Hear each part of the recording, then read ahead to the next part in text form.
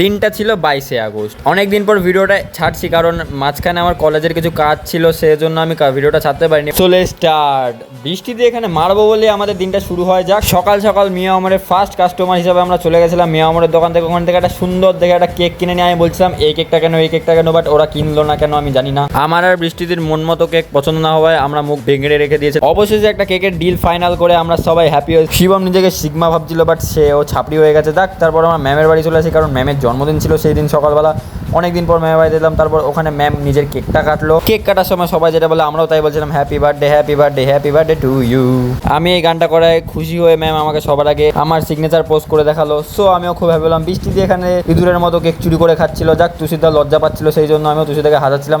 আর শিবম কেন হাসছিল আমি জানি না। তারপর আমি গোলবাজারে এসে একটু সুন্দর ভিডিও করে নিই। যাক, হেভি সুন্দর ভিডিও ছিল। তারপর আমার সন্ধ্যাবেলা আরেকজনের জন্মদিনের জন্য বেরিয়ে যাই। আমি, তনুজয়, তুষিদা, সহেলিদি, শিবম আমরা সবাই যাচ্ছিলাম আরেকজনের জন্মদিনে। তুষিদা যেতে যেতে গান করছিল আপনি পড়ে পড়ে পড়ে তুষিদা ঘোরে ঘোরে রে। তারপরে কেক দেখে নাও, এটাই আমি অর্ডার দিয়ে বানিয়েছি। এটা বান্ধবী থেকে, যার নাম অঙ্কিতা, খুব ভালো কেক বানায়। সো জন্মদিন ছিল এই ব্যক্তিটির, যার নাম দেবপ্রিয়া। তারপর আস্তে ধীরে ওকে দিয়ে আমরা ওর কেকটা কাটাই জন্মদিনে, এবং সেরকম নর্মালি হ্যাপি বার্থডে করে আমরা কেকটা কেটে টেতে ওর বাড়িতে খেয়ে দিয়ে সোজা বাড়িতে চলে আসি। আজকের ভিডিওটা এখানে শেষ। ভালো লাগলে লাইক, শেয়ার, সাবস্ক্রাইব অবশ্যই করবে। টাটা, আবার পরে দেখা হবে।